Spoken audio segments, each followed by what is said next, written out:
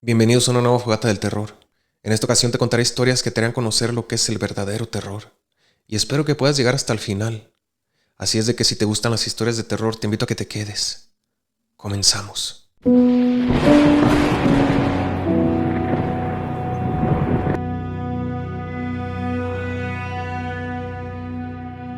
Javier necesitaba dinero, su esposa estaba embarazada y cualquier ingreso extra haría la diferencia. Por eso aceptó el turno nocturno en una tiendita 24 horas al borde de la ciudad, justo donde terminan las casas y empieza la nada. El dueño era un hombre viejo, de cejas gruesas y mirada cansada. Le explicó todo: caja registradora, cámaras, horario del pan. Y hay algo más, dijo sin mirarlo.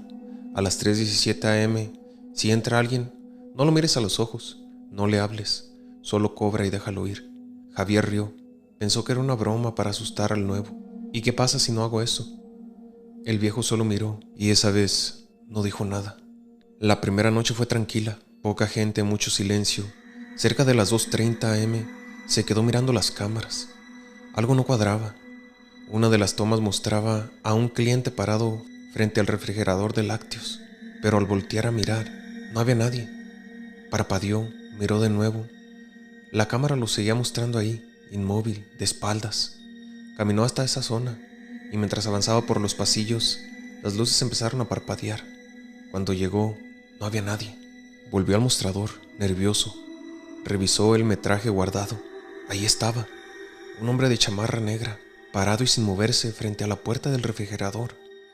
Pero en el video, no tenía cara, solo piel lisa donde deberían estar los ojos, la nariz y la boca. A las 3:37 am, escuchó el sonido de la campanita. Alzó la vista. Era él, el mismo del video. Chamarra negra, cara vacía. Se acercó en silencio.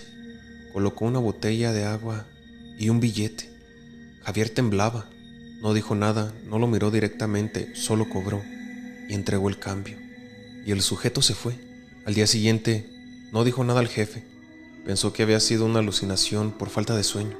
Pero la noche siguiente pasó lo mismo, solo que esta vez en la cámara apareció antes, y no era uno, eran dos, luego tres, todos con el mismo rostro liso sin rasgos. Caminaban por la tienda, pero nunca estaban ahí realmente. Javier empezó a notar cosas extrañas. Los productos se movían solos, paquetes que él no acomodó aparecían perfectamente alineados.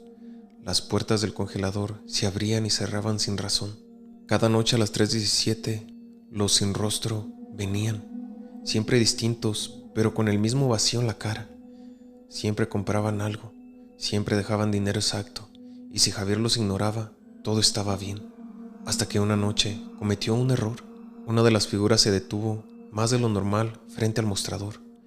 No tenía nada en las manos, solo lo miraba, o eso parecía. Javier, cansado, asustado, harto, alzó la voz. ¿Qué quieres? La figura se quedó quieta. Luego sonó la campanita. Otra figura entró, luego otra y otra más, todas con el rostro liso, entrando una por una, llenando los pasillos, avanzando lentamente hacia él. La cámara quedó grabando hasta las 3:28. Después, todo quedó en blanco. Cuando el dueño llegó al amanecer, encontró la caja cerrada, todo en orden, salvo por un detalle. El monitor de las cámaras mostraba una imagen congelada, un rostro, no uno liso, uno humano. Era Javier, atrapado dentro de la cámara, con la boca abierta, en un grito que nadie escuchó. Desde entonces, el turno nocturno volvió a estar disponible. El dueño no volvió a dar explicaciones, solo una advertencia. Siempre la misma. A las 3:17 am, no los mires a los ojos. ¿Habías escuchado sobre esta historia? Cuéntame qué te pareció. Te invito a que me dejes tus comentarios. Hay una fosa común en el Panteón de San Isidro que nadie toca, la número 17. El concreto está agrietado, como si desde adentro algo empujara para salir. Dicen que si pasas ahí a las 4:04 de la madrugada, puedes escuchar cómo se quejan los que nunca debieron ser enterrados ahí. Mario consiguió el trabajo de velador nocturno en el cementerio casi por accidente. El anterior encargado dejó su puesto sin dar explicaciones, solo entregó las llaves y murmuró: la 17 no se mira, no se pisa, no se habla. Y se fue. Mario, escéptico, lo tomó como una exageración, una superstición del pueblo. El cementerio era antiguo, callado. Solo el sonido de las ramas secas y el zumbido de las lámparas viejas lo acompañaban. Hasta la segunda noche. Estaba haciendo su ronda cuando escuchó una respiración, pesada, irregular, como si alguien estuviera exhalando bajo tierra. Siguió el sonido hasta llegar al sector más antiguo, y ahí estaba, la fosa 17. Una losa de concreto agrietada, sin lápidas, solo un número oxidado clavado en un poste torcido. Y el sonido venía de abajo. Mario retrocedió, lo atribuyó al viento, pero al revisar las cámaras, se congeló. A las 4:04 en punto, se abría una pequeña grieta y una mano salía, de carne putrefacta con uñas negras y un anillo de hospital oxidado. Y lo peor no era la mano, sino las otras 3 que también salían, de otros puntos de la fosa. A la noche siguiente, Mario llevó una grabadora y la dejó sobre la losa. La recuperó al amanecer. Cuando reprodujo el audio, casi se desmaya. ¿Dónde está el doctor? Nos dejó, nos quemó. ¿Quién soy? No era hora, no era la hora. Eran voces distintas, hombres, mujeres, niños, todas repitiendo las mismas palabras. No era la hora. Investigó por su cuenta. En 1971, un hospital psiquiátrico se incendió por causas desconocidas. Murieron 19 personas. El médico encargado desapareció. Los cuerpos fueron arrojados juntos a la fosa 17. Nunca se reclamaron, nunca se identificaron, nunca descansaron. Esa noche, Mario decidió dejar su renuncia escrita, pero antes quiso sellar la fosa con más concreto. Llevó mezcla, martillo, una cruz de metal. Cuando alzó el martillo para golpear la losa, la grieta se abrió sola, no por presión, por decisión. Del interior salió un aliento, no aire, un susurro frío que le habló directamente al oído. Ya abriste la puerta, ahora vienes con nosotros. Mario intentó correr, pero sus pies estaban clavados al suelo. La tierra lo tragaba. Las manos de los muertos lo agarraban por los tobillos. Y justo antes de hundirse, vio el rostro del médico, pero no envejecido, no muerto. Vivo, sonriente, de pie sobre la losa, como si nunca se hubiera ido. La fosa fue rellenada al día siguiente. La cruz oxidada aún sigue ahí. Pero los que trabajaban de noche juran que a las 4:04 de la madrugada se oyen uñas rasgando el concreto y alguien que murmura: nosotros sí recordamos la hora, y ahora te toca a ti. ¿Habías escuchado sobre esta historia? Cuéntame qué te pareció. Te invito a que me dejes tus comentarios. Oscar aceptó el turno doble, porque el dinero era bueno. Le advirtieron que las madrugadas en ese cementerio no eran como en otros, pero no preguntó, y esa fue su primera equivocación. El panteón, Jardines del Silencio, parecía tranquilo durante el día. Tumbas lujosas, mausoleos de mármol, cámaras de vigilancia, nada parecía fuera de lo normal, pero de noche el aire cambiaba. En su primera jornada larga, Oscar notó que cada mañana al amanecer, una tumba distinta amanecía abierta. No había huellas, no había herramientas, y lo más inquietante, los ataúdes seguían intactos, pero vacíos. Pensó que tal vez alguien robaba cadáveres, pero las cámaras de seguridad solo mostraban niebla.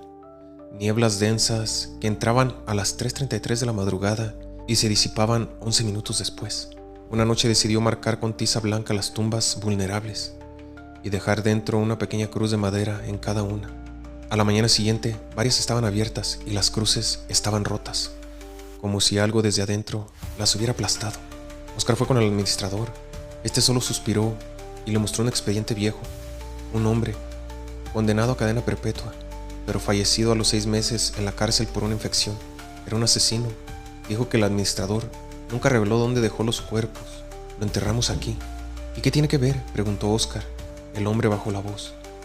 Las tumbas que se abren son de víctimas con causas de muerte indeterminadas. Y todas murieron después de su entierro. Esa noche, Oscar decidió quedarse cerca del mausoleo del asesino. Llevó una linterna, una grabadora y se escondió entre los cipreses. A las 3:33 am, el viento se detuvo y luego la tierra empezó a respirar. No es una metáfora.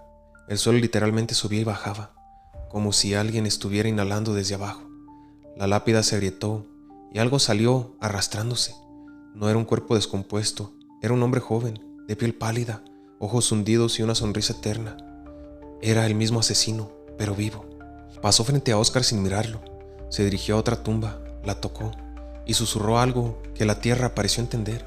Y de esa tumba también salió otro cadáver, pero este podrido, sin ojos, con el pecho abierto. Una voz ronca y distante sonó detrás de él. Estoy buscando a todos, los que me faltaron, los que me olvidaron, los que me enterraron sin saber lo que hice. Ellos tienen que regresar conmigo, tienen que seguirme, al fondo. Oscar gritó, corrió, pero los caminos del cementerio ya no eran los mismos, todo había cambiado, como si la tierra se hubiese cerrado tras de él. Lo encontraron al amanecer desmayado sobre una tumba abierta, con la ropa cubierta de tierra y la boca llena de ceniza. Renunció ese mismo día, no dijo una sola palabra, solo dejó una nota escrita con tinta temblorosa. El asesino no se quedó solo, los está sacando uno por uno y cuando termine con los suyos, va a venir por los vivos. Desde entonces, el cementerio necesita nuevos empleados cada semana y las tumbas siguen amaneciendo vacías. ¿Habías escuchado sobre esta historia? Cuéntame qué te pareció. Esto ocurrió en Wilmington, California del Norte. Una familia se mudó a una antigua casa victoriana de 3 pisos en 2009. La compraron a muy buen precio, con todo el mobiliario incluido. Demasiado bueno para ser verdad. Los primeros días fueron tranquilos, hasta que el hijo menor, Caleb, de 10 años, comenzó a despertar todas las noches a la misma hora, 4:44 de la madrugada. Cada vez que lo hacía, decía que alguien lo estaba llamando desde abajo. La familia pensó que eran pesadillas, hasta que otros empezaron a despertar también sin razón, todos a las 4:44 am. Primero fue la madre, luego el padre y finalmente la hija mayor. Siempre se despertaban exactamente a esa hora, sin ruidos, sin alarma, con el mismo sueño. Un hombre de traje negro parado en la sala, viéndolos desde abajo. La madre decidió colocar cámaras y en una de ellas, una madrugada, captaron algo a las 4:44 en punto. La lámpara del comedor se balanceó sola, aunque no había viento ni movimiento, y justo cuando se detuvo, se oyó un golpeteo 3 veces, en el mismo patrón. Pausa, golpe, golpe, golpe. Buscaron el historial de la casa, descubrieron que en 1923, un hombre llamado Francis Bell, un relojero obsesionado con el tiempo, vivía ahí. Según los archivos del periódico local, fue hallado muerto, con 44 relojes colgando de su taller, todos marcando exactamente 4:44 am cuando lo encontraron. Los vecinos contaban que Bell decía que había descubierto el punto exacto donde el tiempo se abre y que podía ver cosas a través de él. Lo tomaban por loco, hasta que apareció muerto, sin heridas visibles, pero con una expresión de terror absoluto. La familia intentó mudarse, pero cada vez que lo planeaban, algo pasaba. El auto se descomponía, los contratos se perdían, los agentes inmobiliarios no devolvían las llamadas. Una noche, el padre bajó con una linterna para enfrentar lo que sea que estuviera ocurriendo, y nunca volvió a subir. La policía no encontró nada, ni signos de lucha, ni restos, solo la linterna encendida, apuntando a la pared del sótano, donde alguien había escrito con carbón: "Ya es la hora". La familia logró irse meses después, cuando un incendio inexplicable destruyó parte de la casa, pero quienes han pasado por ahí desde entonces aseguran que, a las 4:44 de la madrugada, todas las luces de la casa parpadean a la vez, aunque esté abandonada, sin electricidad. ¿Habías escuchado sobre esta historia? Cuéntame qué te pareció. Te invito a que me dejes tus comentarios. No toda entidad necesita estar maldita para causar terror. Algunos objetos simplemente fueron testigos de algo tan oscuro que la energía se quedó atrapada en ellos. Eso lo aprendieron los Warren en 1971, cuando una familia de Nueva York les pidió ayuda con una muñeca antigua que había pertenecido a su abuela. A diferencia de otros casos, la muñeca no movía los ojos, no cambiaba de lugar, no emitía ruidos, no hacía nada, solo estaba ahí. Pero algo estaba mal.